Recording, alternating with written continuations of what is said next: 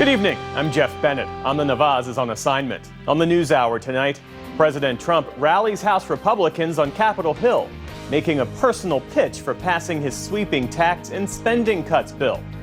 Deadly tornadoes spark scrutiny of FEMA's preparedness as the White House overhauls the agency and slashes its staffing. And Jonathan Capehart reflects on the life lessons and revelations chronicled in his new memoir, a candid exploration of his journey towards self-discovery. I can't impart the lessons that I learned without writing about the hard things I had to go through in order to learn them.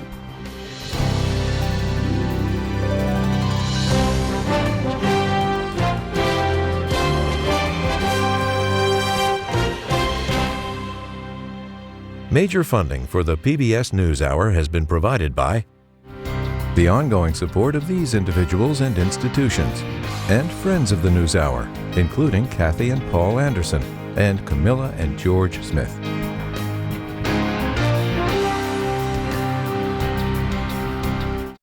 Cunard is a proud supporter of public television. On a voyage with Cunard, the world awaits.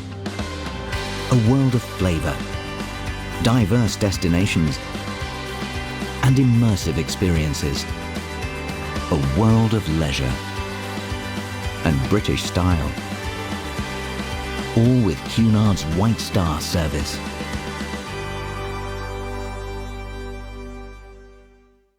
Certified financial planner professionals are proud to support PBS NewsHour. CFP professionals are committed to acting in their clients' best interest. More information at letsmakeaplan.org. And with the ongoing support of these individuals and institutions.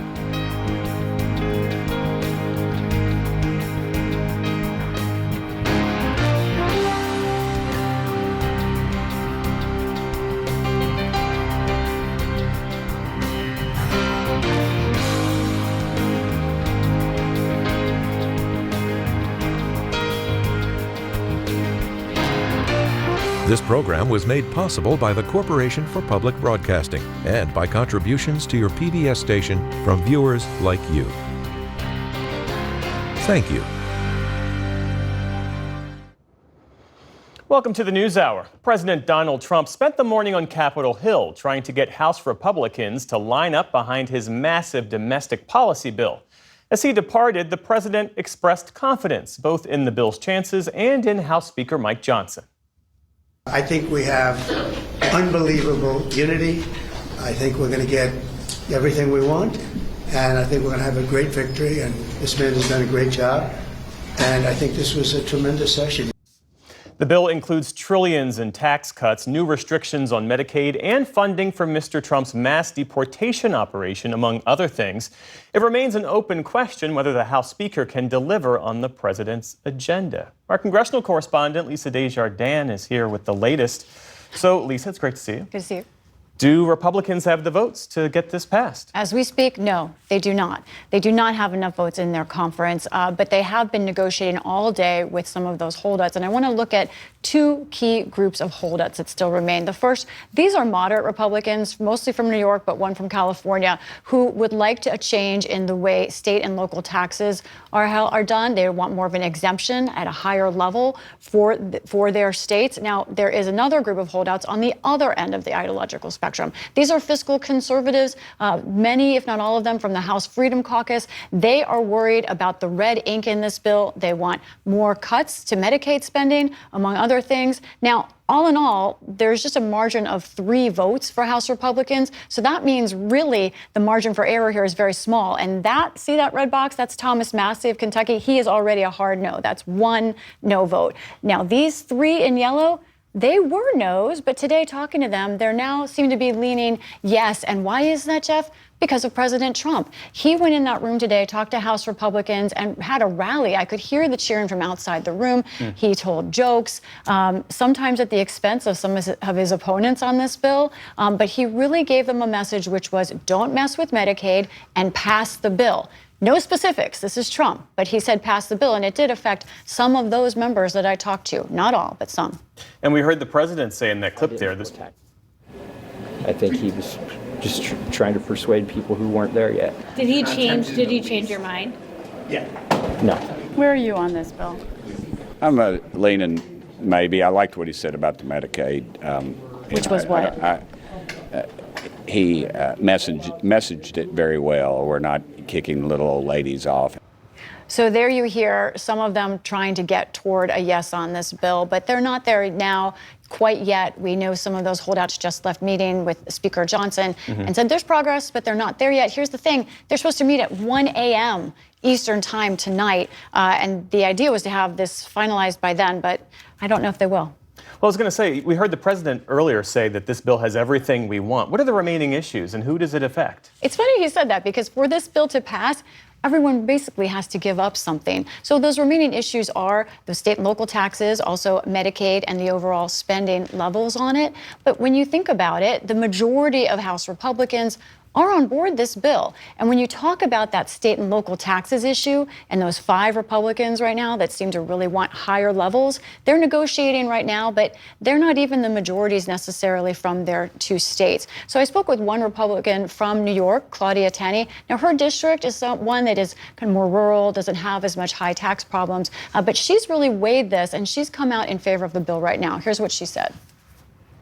It's important to New York State, but I think we got a really good deal for salt. You know, we hammered all these things out. There's a lot of things I'd love to see in the bill that would really help my communities that I didn't get, and I'm hoping we can get this on another round, possibly. So Trump says we'll get everything we want. Clearly, that's not going to happen for most of these members, but the stakes here are so high for Republicans and for the country. If they don't pass something, everyone's taxes will go up. And also the Republican agenda, they may not have another chance at this for a few years. And need I also mention, the Senate will probably change this bill again. So Republicans need to get around this bill soon if they're going to get it out of the House. I want to ask you, Lisa, about another matter involving Congress, and it's because the Justice Department has charged a Democratic congresswoman from New Jersey with a felony for an incident that happened at an ICE detention facility. This is a highly unusual action by the DOJ to charge a sitting member of Congress for this scuffle in which no one was injured. Tell us more about it. And with a very serious crime, felonious assault. We're talking about Congresswoman LaMonica McIver of New Jersey. She and 2 other members of Congress visited an ICE detention facility in New Jersey. Now, they do have the ability to show up at any ICE facility and request a tour. Sometimes they will have to wait. With them was a local mayor. He does not have that same right. So what happened was the members were sort of circling around the mayor. The ICE folks were saying they would arrest the mayor if he didn't leave. He didn't leave. They moved to arrest him. And then the members of Congress sort of tried to circle around the mayor. I want to show the video of what happened here so people can judge for themselves. Now, there you see in red, Congresswoman McIver. She is part of that big scrum of people moving as the mayor is getting arrested. Here's a closer look at what she did in her interaction with those ICE officers. Here it is slowed down, because this is really the question in this charge. Her actions, was this assault? Was this a felony? Was this a crowd movement? Now, she says that she spoke on CNN today, and she has said she did nothing wrong.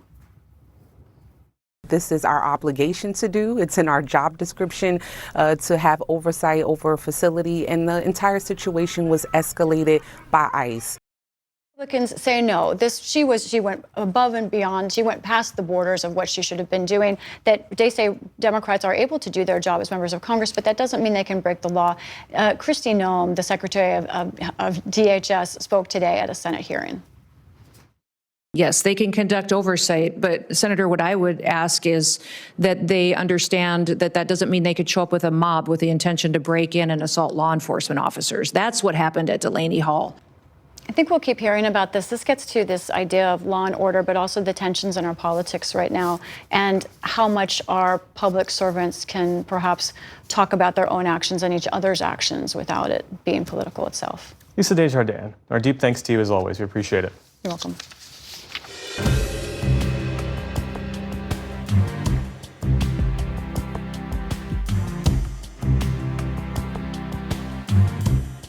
We begin the day's other headlines in Gaza, where the UN says no aid has reached Palestinians 2 days after Israel ended its 3-month blockade. It comes as Israeli forces are pressing ahead with a new military offensive deep into the Gaza Strip. Palestinian health officials say a barrage of air assaults overnight into today killed at least 85 people, including women and children. Israel says the strikes targeted Hamas command centers. International allies, including British Prime Minister Keir Starmer, are growing increasingly critical over Israel's actions. And I want to put on record today that we're horrified by the escalation from Israel. The recent announcement that Israel will allow a basic quantity of food into Gaza, a basic quantity, is totally and utterly inadequate. The British government today suspended free trade talks with Israel and hit settlers in the West Bank with new sanctions. France and Canada have also voiced concerns about what they called Israel's egregious actions in Gaza and have threatened to take action as well. Instability in the Middle East was just one of the topics Secretary of State Marco Rubio tackled today in a pair of hearings on Capitol Hill. In his first testimony before his former Senate colleagues, Rubio defended the Trump administration's policies on Ukraine, foreign aid, and refugee admissions. And he warned that Syria could soon fall back into civil war. That, frankly, the transitional authority, given the challenges they're facing, are maybe weeks, not many months, away from potential collapse and a full-scale civil war of epic proportions, basically the country splitting up. Rubio went on to say that if Syria's new government collapses, it could lead to chaos throughout the Middle East. Also on Capitol Hill, Homeland Security Secretary Kristi Noem stirred controversy by making the false claim that the constitutional writ of habeas corpus justifies the administration's ability to detain and deport migrants. Democratic Senator Maggie Hassan corrected her. Well, habeas corpus is a constitutional right that the president has to be able to remove people from this country and suspend their right to. Let me stop you, ma'am. Habeas corpus, excuse me, that's incorrect. Habeas corpus is the legal principle that requires that the government provide a public reason for detaining and imprisoning people. If not for that protection, the government could simply arrest people. And practically, habeas corpus involves the right to challenge one's detention in court. The Trump administration has floated the idea of suspending it as part of its broader efforts to expel undocumented immigrants, but only Congress has the authority to do so. The FDA is changing the way it approves annual COVID-19 vaccines. The pivot means that officials will no longer routinely approve annual shots for younger adults and healthy children. The agency said it wants to see new clinical trials showing COVID shots are still safe and effective before approving them for healthy adults and children. It's a costly new requirement for pharmaceutical companies that could limit who gets new shots each year, but the FDA says the vaccines will remain fully available to adults over age 65 and others with increased health risks. The World Health Organization approved an agreement today on how to handle future pandemics following the global chaos brought on by COVID-19. At the group's assembly hall in Geneva, member countries passed the measure without opposition following 3 years of negotiations. The treaty aims to ensure that all nations, including poor countries, have access to drugs and vaccines when the next pandemic hits. The WHO's Director General called it a victory for public health, but the U.S. is not involved in the pact after the Trump administration announced in January that it's withdrawing from the agency. In New Orleans, police have arrested a maintenance worker at the jail where last week 10 inmates pulled off a daring escape. Sterling Williams admitted to shutting off the cell's water, saying an inmate had threatened to stab him if he didn't. That allowed the inmates to move a toilet and squeeze through a hole behind it. They left behind the words, "Too easy," LOL, in graffiti. You see the spelling mistake there. New Orleans officials say a number of other security lapses were at play, like faulty cell locks and a distracted guard. 4 inmates have been recaptured. 6 are still at large.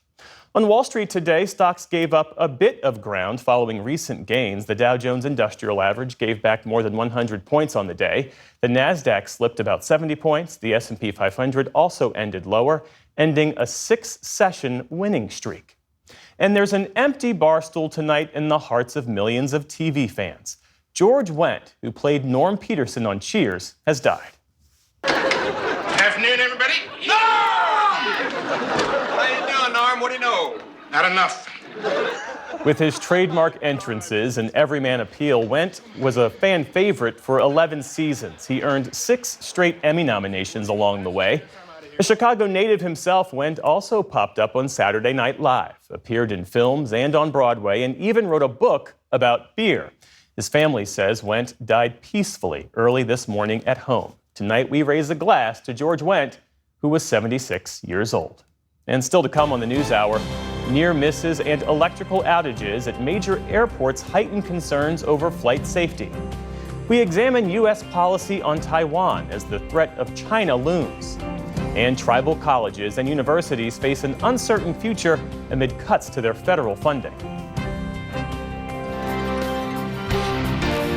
This is the PBS NewsHour from the David M. Rubenstein Studio at WETA in Washington, and in the West from the Walter Cronkite School of Journalism at Arizona State University. It has been another day of storms and tornado watches in parts of the South. For the better part of a week now, severe weather has left major damage and deaths in its wake. As residents are beginning to dig out, there are real questions about the immediate federal response and what states can expect this summer as the Trump administration makes big changes to FEMA. Here's William Brangham. A family comes to grips with what they've lost. It's one of many surreal scenes of devastation across the Midwest and Southeast as communities reckon with the aftermath of days of severe storms and dozens of tornadoes.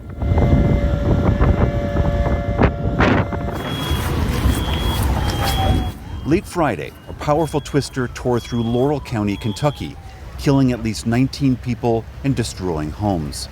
In St. Louis, Missouri, another tornado on the same day killed at least 5 people and injured 38 more when it tore through this densely populated part of the city.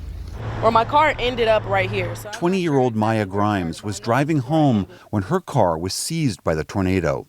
As I was spinning in circles, just thinking every terrible thought that you could imagine, and praying, I was flung out of my car, the driver's side door opened, and I just flew. That tornado cut a miles-long path of destruction through North St. Louis, damaging roughly 5,000 buildings and causing an estimated $1 billion in damage.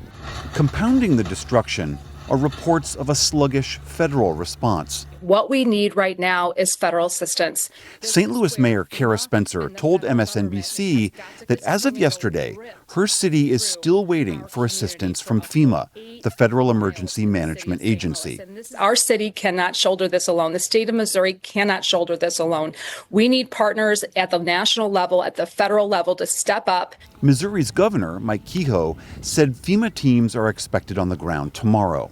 President Trump has suggested FEMA should largely be eliminated. He wants responsibility for disaster relief to be handled principally by individual states. The acting head of FEMA was replaced earlier this month after contradicting that idea, saying he didn't support dismantling the agency.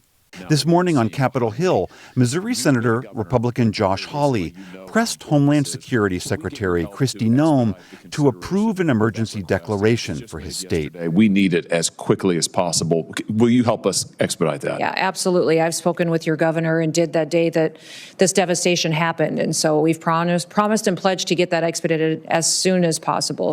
Hawley said 3 other major disaster declaration requests from Missouri still haven't been approved. And it's a problem not just in Missouri. Frustration is growing in Tylertown, Mississippi, where residents say they're still waiting for federal assistance some 2 months after a tornado tore through their town. I know President Trump said that America first, we're going to help our American folks first, but we haven't seen the federal folks down here. All this while tens of millions of Americans are under warnings for more severe weather this afternoon and into tonight, with the highest potential for dangerous storms across the South. So for more on the changes happening within FEMA and what this means for communities facing natural disasters, we are joined by Haley Smith. She's the environment reporter for the Los Angeles Times. Haley Smith, thank you so much for being here. There is this turmoil within FEMA. The former acting head, gets ousted because he contradicts the president's vision. The new head, David Richardson, doesn't seem to have a lot of experience in disaster management. What does your reporting tell us about what's going on within FEMA right now? Yeah, so just in the 5 or 6 months since President Trump has taken office, there's been a number of changes or turmoil, as you said, within the agency. That includes layoffs and budget cuts, grant cancellations, leadership changes. My reporting has shown that at least 2,000 staffers have either taken a buyout or been fired already this year. That's an estimated 30% of FEMA's workforce. So big changes there. And it's worth noting that all of that is happening against this larger backdrop of climate disasters getting worse and more frequent and more expensive here in the United States. You've got the tornadoes in Kentucky and Missouri. Here in Los Angeles, we had these $250 billion wildfires here in January, and we haven't even gotten to the peak of hurricane season and fire season yet this year. So President Trump has said that he largely wants to phase out FEMA and push the responsibility principally to the states. What does your reporting indicate about the states' ability to pick up that slack? Yeah, this is the great question. This is the billion-dollar question, right? I think that the experts I've spoken to have said it's potentially a conversation worth having in terms of how much the states should be managing and how much the federal government should when it comes to disaster response. But any kind of transition like that is something that would need to happen slowly. We need to make sure that states have the time to prepare for that kind of responsibility.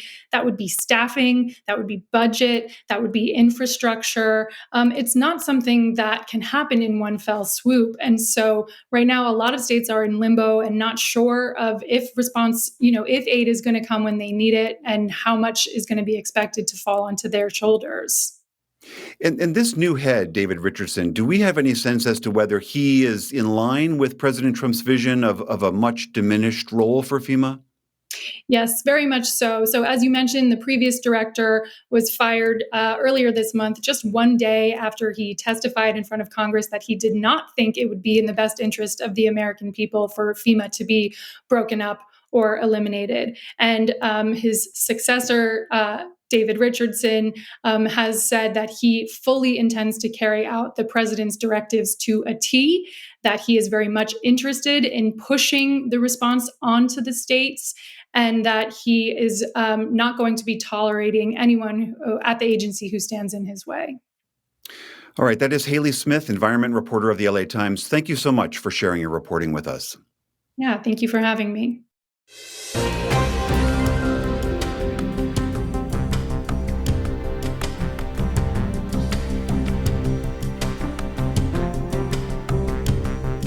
Air traffic controllers at Newark Liberty International Airport again lost contact with airplanes yesterday. It's the fourth such incident at that airport in less than a month, and the latest in a string of alarming incidents and close calls around the country, including a 90-second communication breakdown in Denver last week and close calls on runways at LaGuardia and Chicago Midway. To ease congestion at Newark, the FAA announced today it will substantially cap the number of flights there for the summer and much of the fall. For more on all of this, we're joined now by David Grizzle. He was the chief operating officer of the FAA's air traffic organization during the Obama administration, and he's also a former senior vice president of United Airlines. Great to have you here. Glad to be here, Jeff. So you once oversaw the air traffic control systems. Why are we seeing all of these issues apparently so suddenly?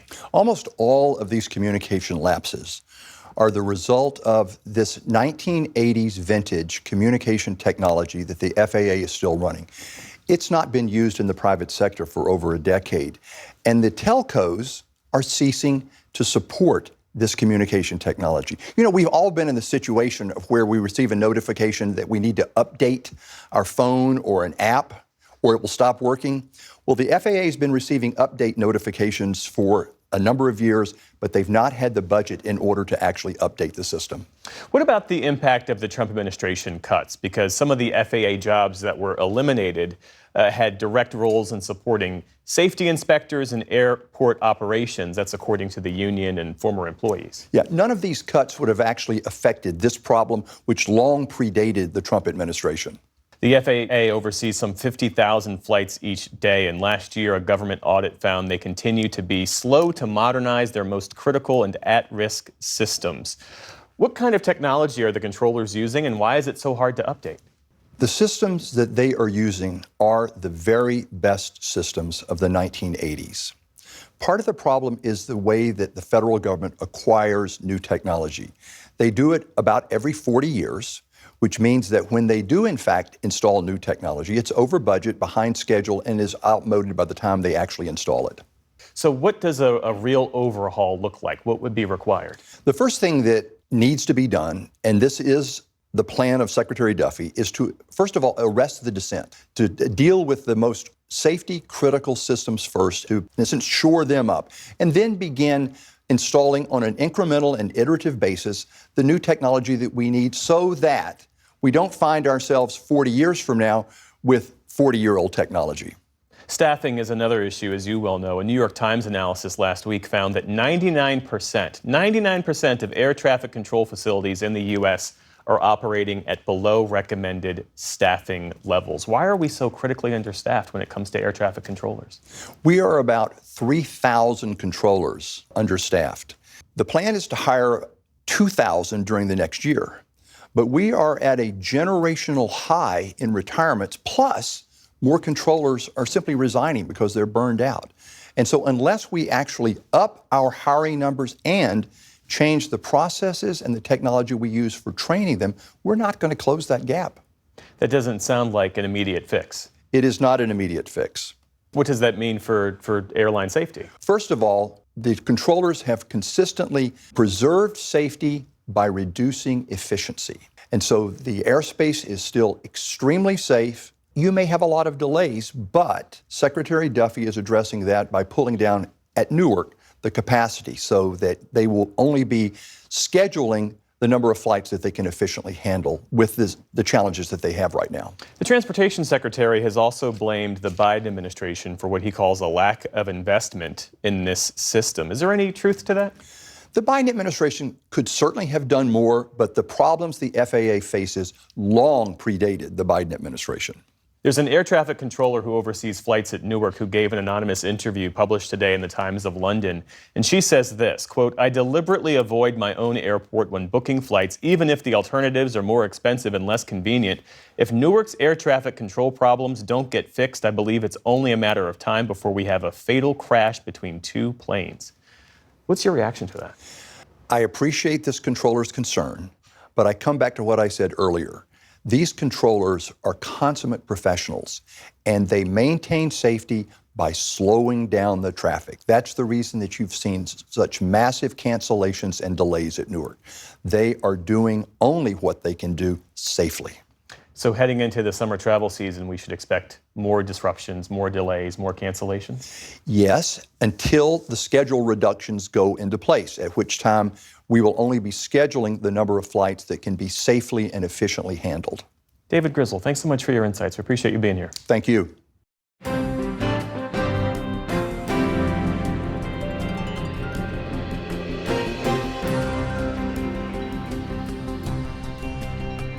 Today, Taiwan's President Lai Ching-te marked 1 year in office. In a speech, he said Taipei seeks peace and dialogue with Beijing, but warned that Taiwan must not harbor any illusions and should continue to strengthen its defenses. China, which views Taiwan as a breakaway province, has labeled Lai a separatist. Nick Schifrin is here with the final part of our series, Taiwan, Risk and Resistance.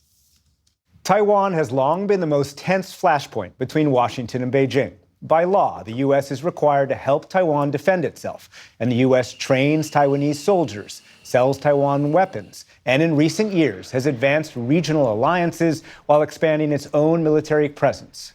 Beijing vows to unite with Taiwan peacefully or by force, and the Chinese military regularly exercises around Taiwan.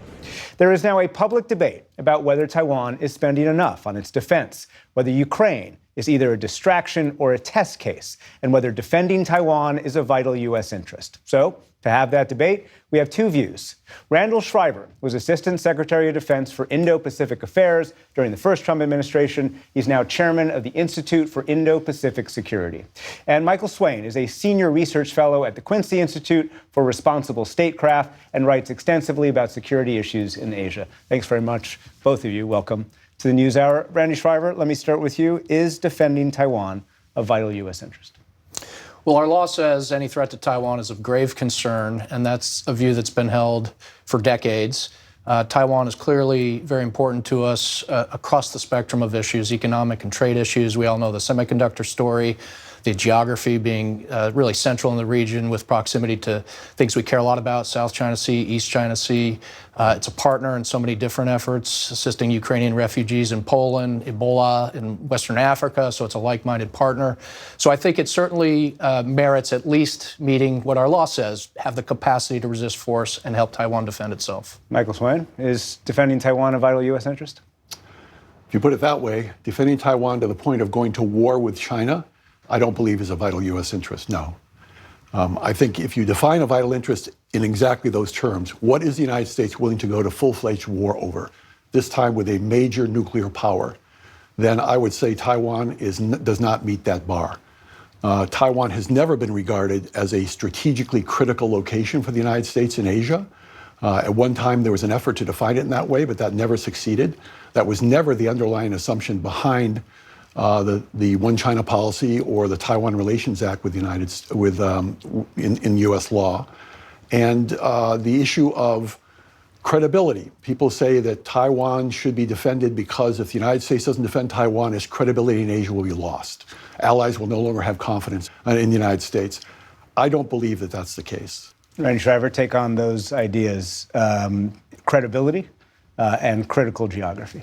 Credibility, I disagree, and we hear from partners and allies about this issue directly. So we may have an opinion on that, but the credibility will be in the eyes of our partners and allies. And Japan has said Taiwan's security is Japan's security. That was the exact quote from Shinzo Abe. So I think there is a credibility issue here in that we have a law that's been upheld for decades. We have commitments. The last president of the United States said we would defend Taiwan. So I do think credibility is a concern. Michael Swain, allies including the former Prime Minister of Japan that Randy mentioned, but also leaders of South Korea, Australia, Philippines are more willing to talk about Taiwan than they were in the past. Sure, they're more willing to talk about Taiwan. They're more willing to say Taiwan is an important location. They want peace and security in the Far East, for sure, they do. Are they willing to go to war with China over that issue? And my answer is no, they're not. If you take public opinion polls in Japan of the Japanese and you ask them, would you be willing to go to war alongside the United States to defend Taiwan against China? The response that says yes is a little over 10% of the Japanese people. The vast majority of the Japanese people say no, we would not. Randy Shriver, we talk a lot about deterrence. Is Washington doing enough to assure Beijing that whether it's about restraining Taipei in terms of how far they're going to go or restraining in our own language about Taiwan?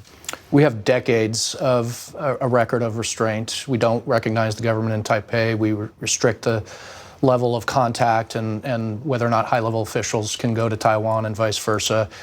We've been very modest in terms of the security assistance we've provided and made sure it's of a defensive nature. So we have decades of this experience and I think a very good track record. What we're seeing from Beijing now is a lot more coercion and intimidation and aggression, an unwillingness to talk to the government in Taipei. So I think reassurance is part of the equation.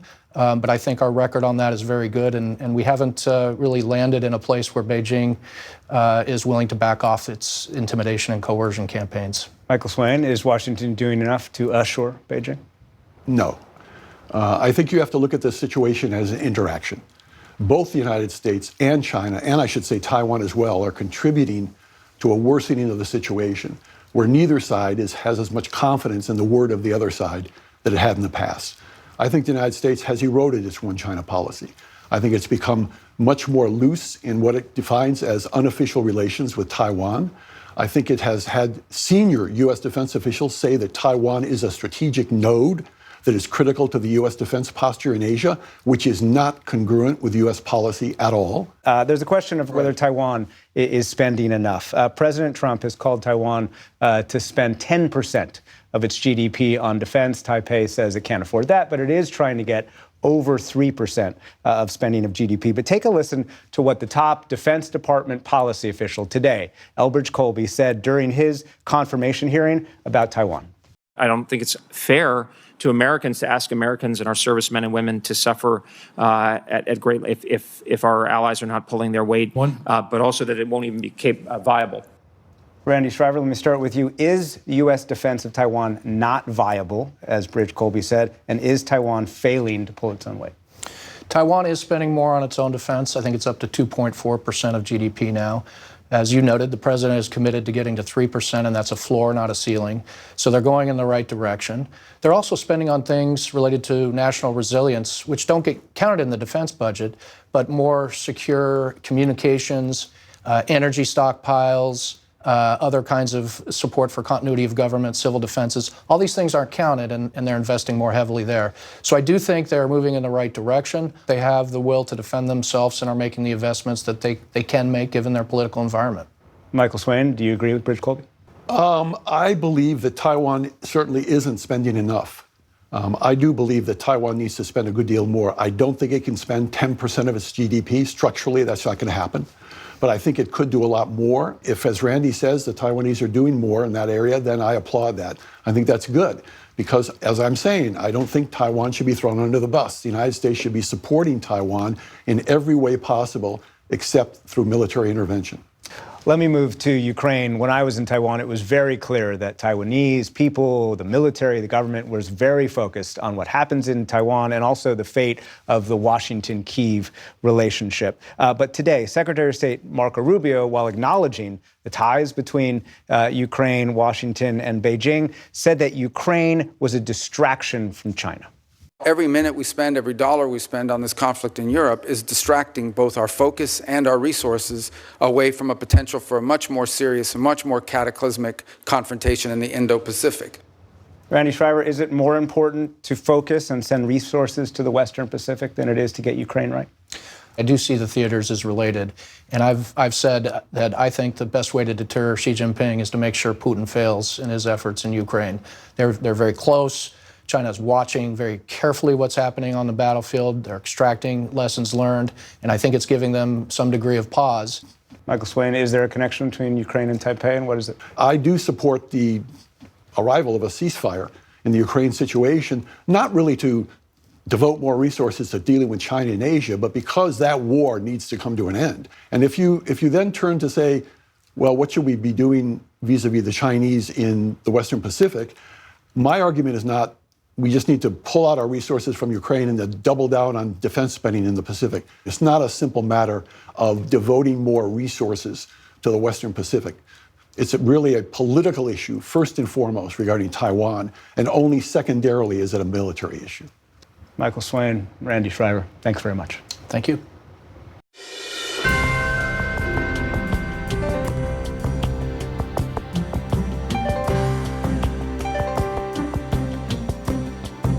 Tribal colleges and universities have endured decades of chronic underfunding, relying heavily on federal support to stay afloat.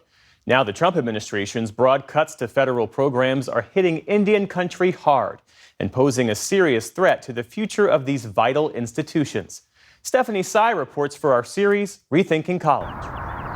Ella Bowen was midway through freshman year at Haskell Indian Nations University in Lawrence, Kansas, when her academic world was turned upside down.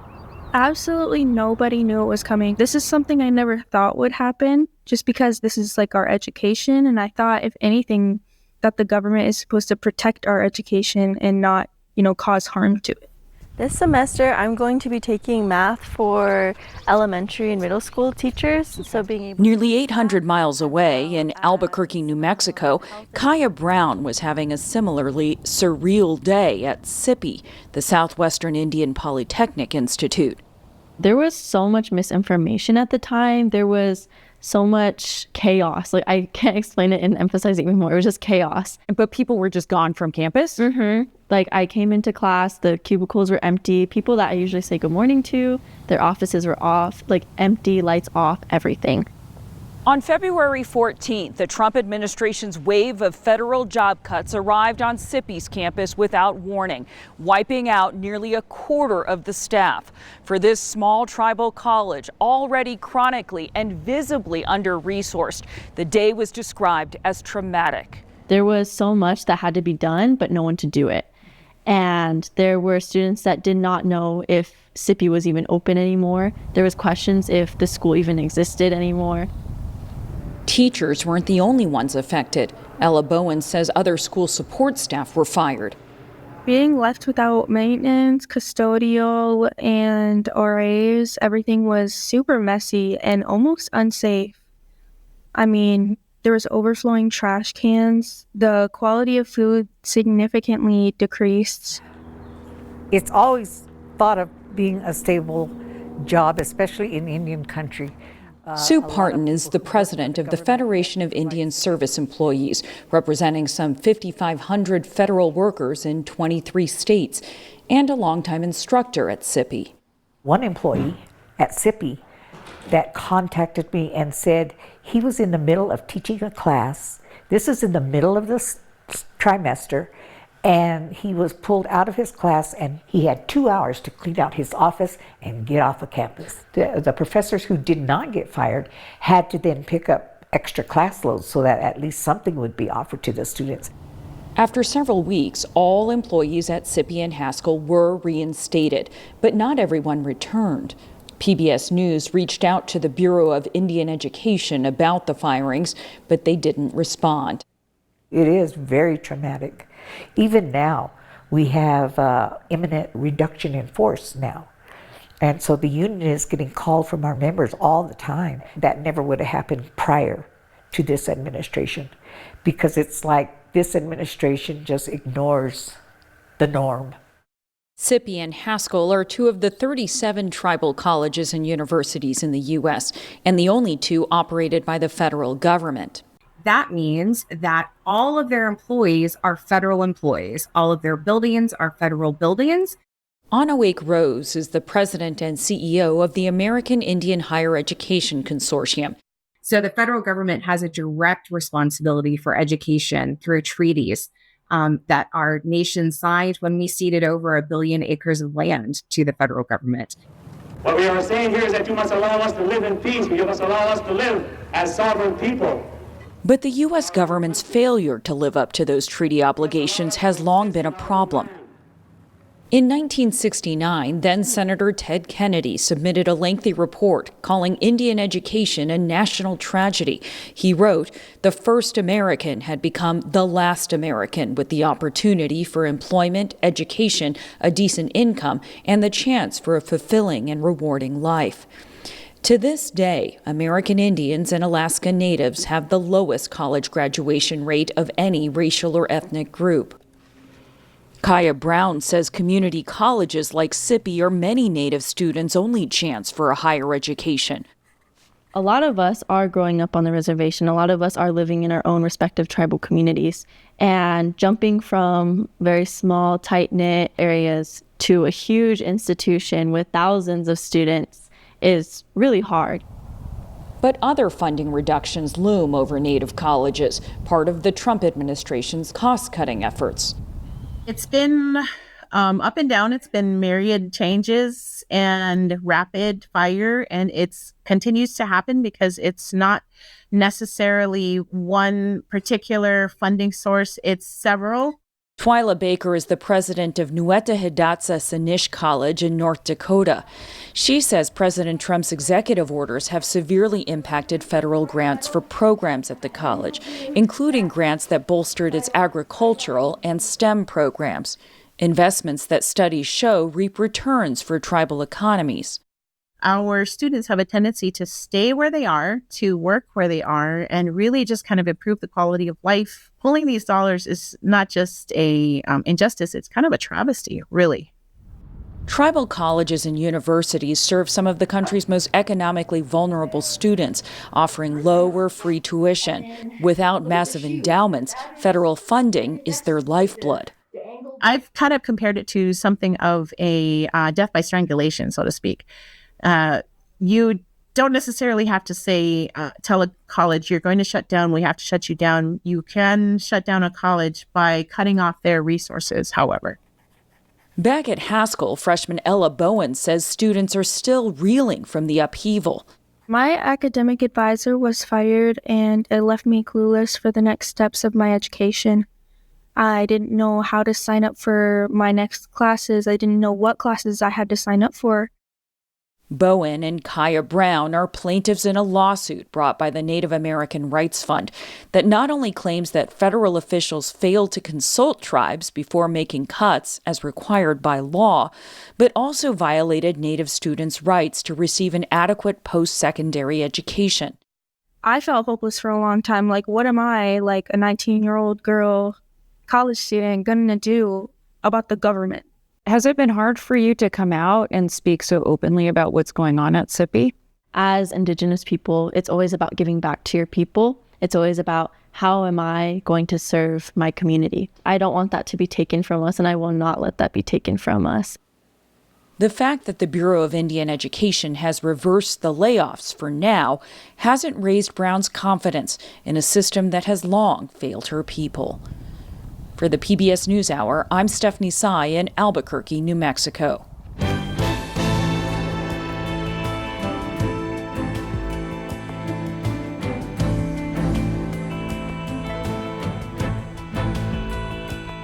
On Friday nights, you see Jonathan Capehart alongside David Brooks discussing the big political stories of the week. But it was a long journey that led him to the NewsHour and his work at The Washington Post and MSNBC. Jonathan shares his life story in his new memoir, Yet Here I Am, Lessons from a Black Man's Search for Home. Amna spoke with Jonathan about his memoir, which is out today. Jonathan Capehart, I want to say welcome to the NewsHour, but welcome back, and it's good to see you on this set. Thank you very much, Amna. This is very lovely what you have here. It's very lovely. It's a different view altogether. Yes. People who know your work will get a chance to know a lot more about your life and what made you today. You write about growing up in New Jersey, raised by your mom. You also say that you spent your summers with your family in North Carolina, which you say was key to developing who you are today. You write in the book, my views on race, my sense of place in the American story took root there. How so? So in New Jersey, during the school year, I went to Catholic school.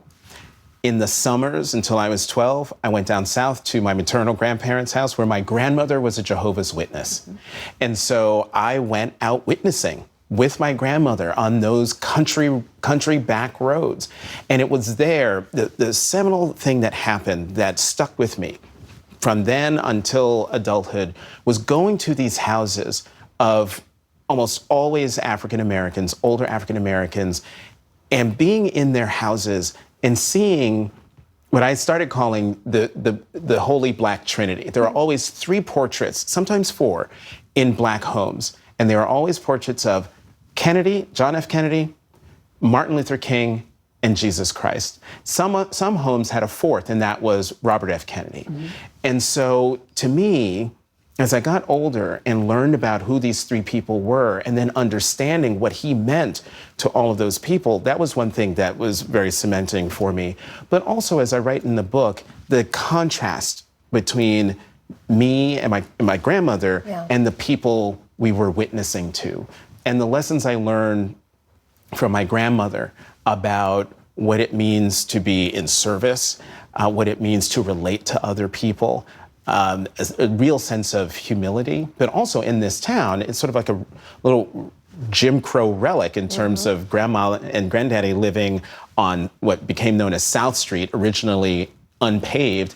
Right across their backyard faced Main Street, which was this wide, paved, beautifully paved boulevard, which is where white people lived in Severn. There's a big moment in your career as you become a journalist and you join the New York Daily News, and you're among this esteemed group to win a Pulitzer. It's for a series of 1998 editorials that exposed basically the financial management at this iconic Harlem landmark, the Apollo Theater. And you're celebrated for your journalism, but you also write this. You say, lots of Black people were angry with me. They called me everything from a sellout to Uncle Tom for going after Rangel and Sutton, those two legendary trailblazing New York Black lawmakers. Did that response surprise you? What did you take away from that? The response didn't surprise me. There is always a protective circle around African American elected officials. And yet writing editorials that cast them in a negative light was one that a lot of Black people were like, what are you doing? Why are you doing this? And specifically, what are you doing as a Black journalist? Right, what am I doing? And as I write in the book, I knew this was going to happen, which was why I went to Harlem constantly to make myself a presence, to understand Harlem, to learn the characters and what was going on at the Apollo Theater, and to understand that what was happening at the Apollo was not, no one was stealing money from the theater. What was happening was the theater was being robbed of its potential. You write about your time at the Washington Post as well, and joining the editorial board, and you write very deeply about why you chose to leave the board as well at a time that you were not feeling valued and felt like your voice was being ignored. But the thing that struck me about your time on the board was you note that for years, you were the only Black member of that editorial board. That seemed really surprising at the Washington Post, and I just wonder what that was like for you in those years. I had a role and a job to do, and that was to be the voice and the experience, the people who weren't at the table. Being the lone African-American voice around that table was difficult a lot of the times, but if I hadn't been there, who would have been there to talk about, police-involved shootings of unarmed African-American men? To at least be a representative of the community around the table, that was the benefit of the job.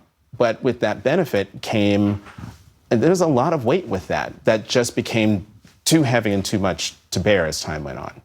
So I said this to you when I first began to read the book, but you really went there in this book. I texted you and I was like, wow. There are stories that are uncomfortable at times, I'm sure, to rethink and share, professional and also personal stories. There's a tale about a box of your belongings. I'm not going to get into details, but unfurling in front of your mother, and I can't get it out of my head. But you didn't hold back. And a lot of people who write memoirs will sanitize them. It'll become kind of a listing of a resume. You don't clean this up. No. Why not? Because I wanted people to really get to know me.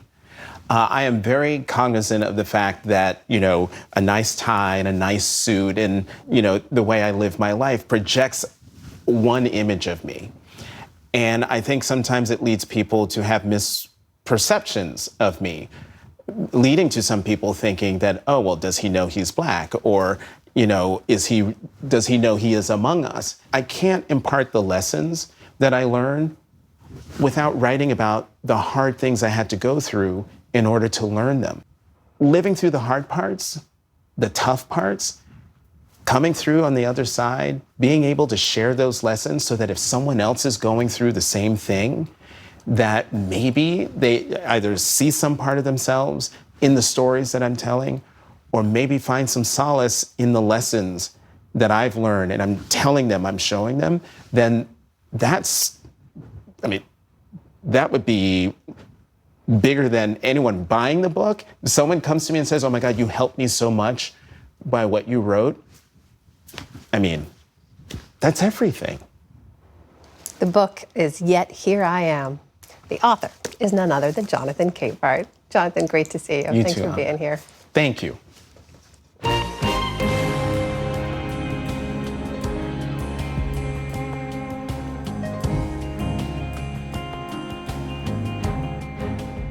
Later this evening on PBS, the premiere of a new episode of Breaking the Deadlock, produced by PBS station GBH in Boston. The series brings together a diverse panel of prominent voices. Tonight's episode focuses on executive power in government. About whether the president has the authority to do that, take away monies that were already appropriated by the House and the Senate. Probably are going to want to talk to the president about whether or not there might be another way to get done what he wants to get done. So, as most of my colleagues in the Senate often do, I'll wait and see. Okay. Senator, consider your political position and consider what the American people asked us to do last November before you step out here and cause a problem for yourself or the president. Don't be on the wrong side of history. Save the Republic's fiscal situation. Breaking the Deadlock's new episode premieres at 9 p.m. Eastern on PBS. And that is the NewsHour for tonight. I'm Jeff Bennett. For all of us here at the PBS NewsHour, thanks for spending part of your evening with us. Major funding for the PBS NewsHour has been provided by The William and Flora Hewlett Foundation. For more than 50 years, advancing ideas and supporting institutions to promote a better world. At hewlett.org.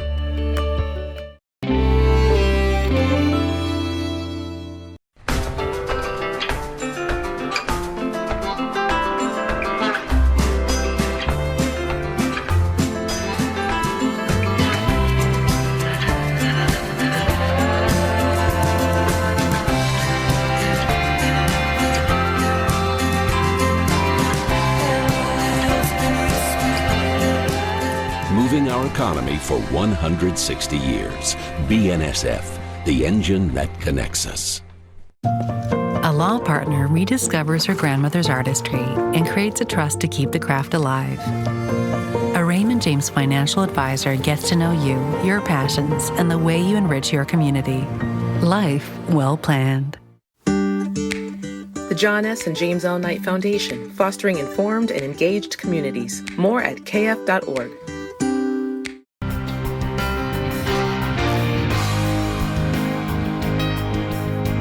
Carnegie Corporation of New York, working to reduce political polarization through philanthropic support for education, democracy, and peace. More information at carnegie.org. And with the ongoing support of these institutions.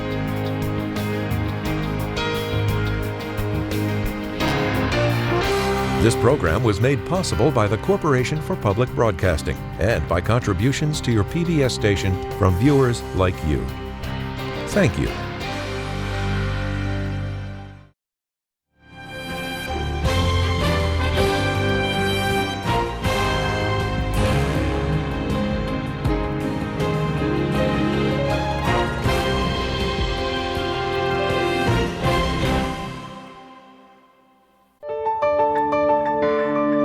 You're watching PBS.